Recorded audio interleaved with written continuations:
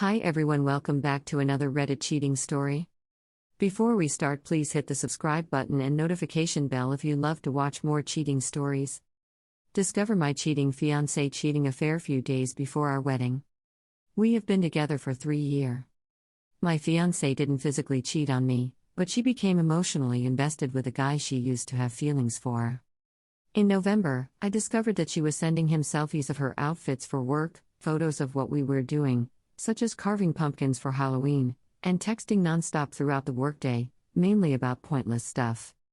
One night she asked if we could watch a show on Netflix, which I later found out he was mentioning in their conversation. The last message he sent revealed how he felt for me fiancé and said, "It's in your court now." My fiancé responded with something like, "Oh wow. That's a lot to take in. I need to figure out what I'm doing here, but until then we shouldn't talk." She then took a screenshot of the convo and sent it to her best friend. Who said, "Whoa, what are you going to do?" This is not the first time she messaged this guy. Last year she was catching up with him too. She told him she liked him, but is with me and thought her feelings were wrong. I found out about the texts. She turned off notifications for his messages on iMessage and Facebook. I confronted her. She said she knew it would hurt me, but she did it anyways. I asked for the ring back, went to my parents for a week. After talking to friends, who told me to end it since this wasn't the first time, I said I have to give it one final chance and see what she does, and we have been trying to work through things since. I'm seeing a counselor and so is she. We want to do couples therapy, but want to figure out what we want first. We talked about again last night and she said she never flirted with him, yet she admitted she may have a little bit when I found out. I feel like I'm running in circles with her. I'm stress eating, grinding my teeth and struggling to forgive. This wasn't the first time with the guy and she said it wouldn't happen again last time. I am scared for our future and she's always saying she loves me. I feel like it's because she got caught though and almost lost me. Any advice is welcome. I'm scared this would have led to physical cheating at some point. TLDR, fiancé was catching up with a friend. They texted all week and she hid the convos. He confessed he wanted a relationship and she has to think things through. Thank you all for the advice. I know many of you said I would not take it, but I did. Yesterday I went on my ex's computer and found a conversation from a year ago with her friend that I did not know about.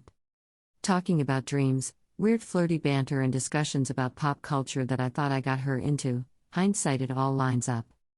She knew I'm 2019 that there was something there and was not sure how she felt then. We were still dating at that point and not engaged.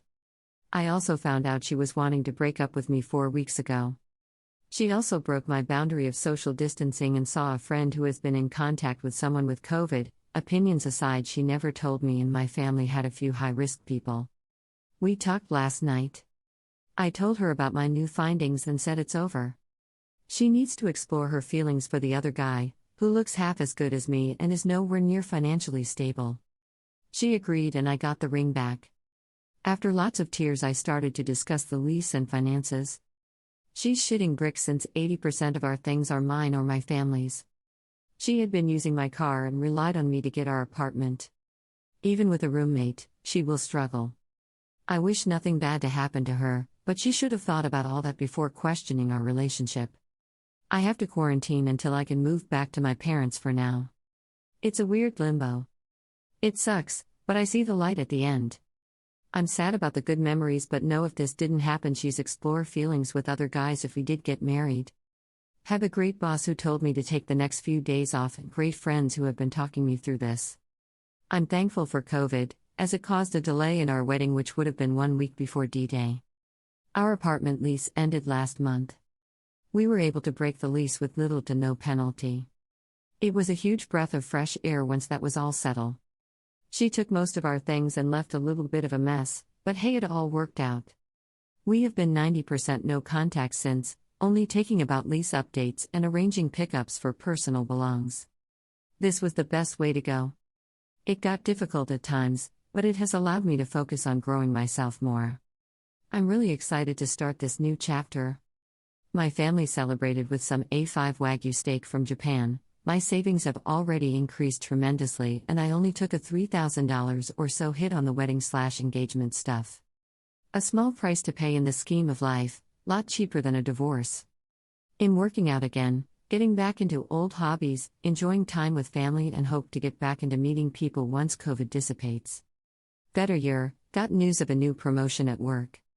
Once you get out of the fog, it's amazing how things can turn around. If you're young and not married, I cannot stress this enough, move on. It has been so much better in 2 months by ending things than the 2 months of trying to fix things. Thanks for all the support in this thread. My heart goes out to all of you who are struggling through infidelity.